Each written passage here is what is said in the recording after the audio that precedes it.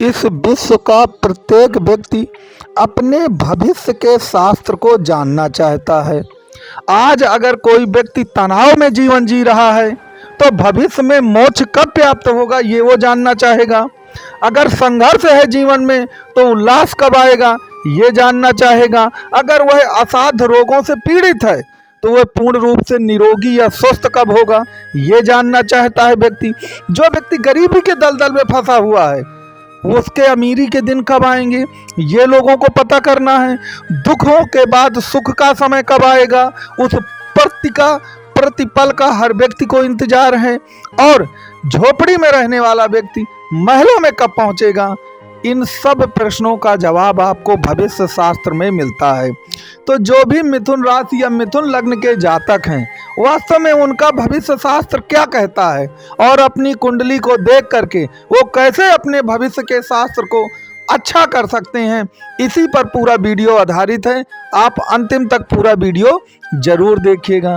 तो मित्रों, यदि आप मिथुन लग्न या मिथुन राशि के हैं तो एक बात पहले नियम ज्योतिष का याद रखिए कि आपकी कुंडली के स्वामी बुध देव हैं। अब बुध के परम मित्र कौन है? शुक्र, शनि और राहु।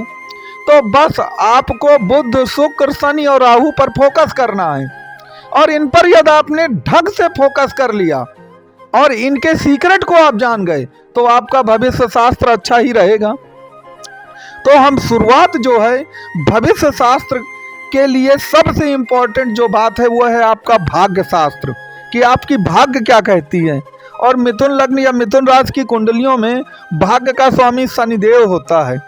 तो यदि आप अपने भाग्य को जगाना चाहते हैं तो एक रूल हमेशा याद रखिएगा कि जिस भाव पर शनिदेव विराजमान है आपकी कुंडली में उस भाव से संबंधित कोई भी गलत काम आपको नहीं करना है, क्योंकि जो शनिदेव हैं वही ईमानदारी के और कठोर परिश्रम के प्रतीक माने गए हैं।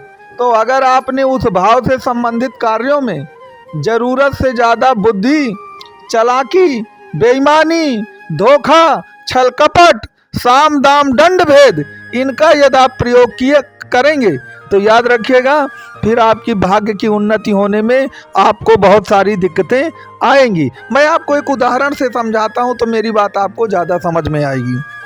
देखिए, मान लीजिए शनिदेव आपकी कुंडली के चतुर्थ भाव में बैठ गए।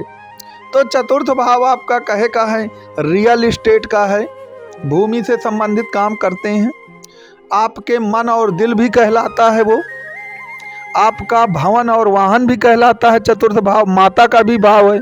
तो मान लीजिए आप रियल एस्टेट का बिजनेस करते हैं और उसमें आप सोचें कि मैं बेईमानी और छल कपट से कोई काम कर लूं, और अगर शनिदेव बैठे हैं आपके चतुर्थ भाव में तो याद रखिएगा आप 100% फंसेंगे और भाग्य आपका साथ नहीं देगी। क्योंकि शनि तो कुल मिलाकर आप जानते ही ना कि शनि कठोर परिश्रम है, आपका ईमानदारी है, डेडिकेशन के साथ काम करने को शनि कहते हैं।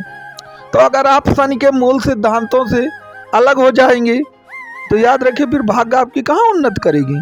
तो इस बात को आप याद रखें। तो मैंने आपको एक सूत्र बता दिया। अब शनि आपके जिस जिस भाव में बैठे हैं उस भाव में क्या क्या प्रॉपर्टीज हैं, उनसे संबंधित कार्यों में आपको ईमानदारी बरतनी है।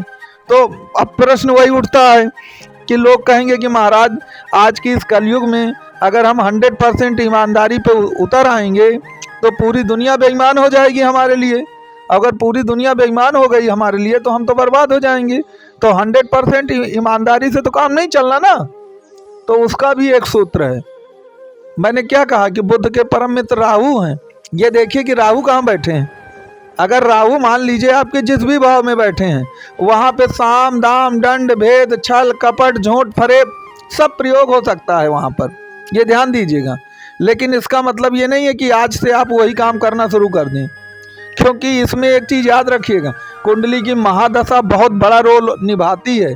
ऐसा ना हो कि अब महादशा आपकी बहुत विपरीत हो, खराब हो, कुंडली के बाकी ग्रह बहुत खराब हों और आप जो मैं कह रहा हूँ वो आप करना शुरू कर दें तो फिर उससे आपको नुकसान होगा।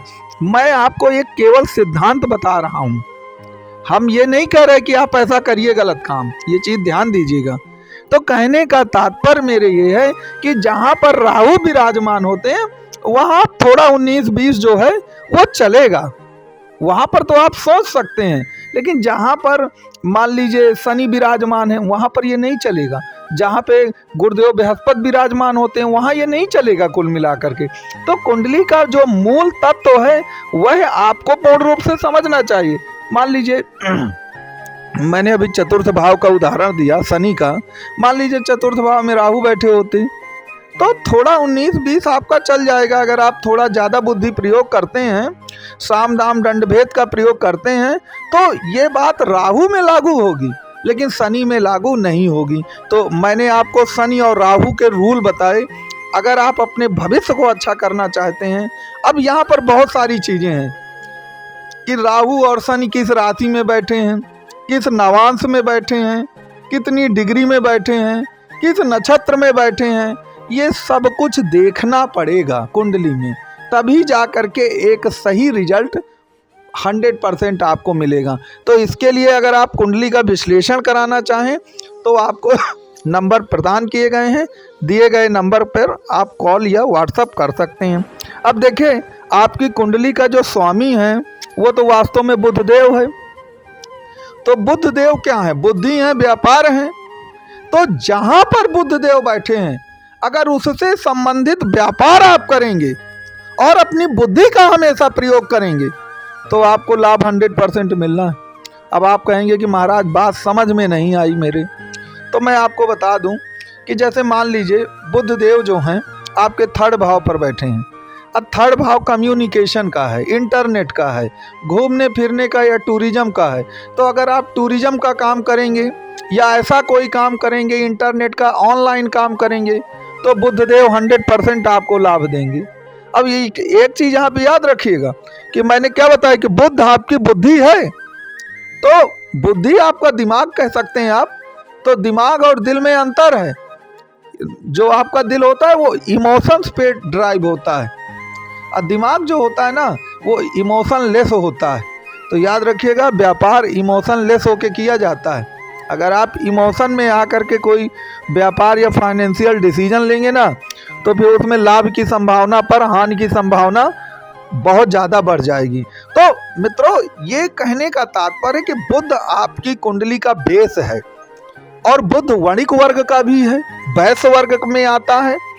तो कहने का तात्पर्य ये है कि अगर आप व्यापार पर फोकस करते हैं और जिस स्थान पर बुध बैठा है वो व्यापार करते हैं तो निश्चित तौर पर आपको सफलता प्राप्त हो करके रहेगी। लोग करते क्या है कि बुध कहीं और बैठा है, व्यापार कुछ और कर रहे हैं, फिर कह रहे हैं कि महाराज हमारा व्यापार तो नहीं चल रहा, बताइए हम क्या करें।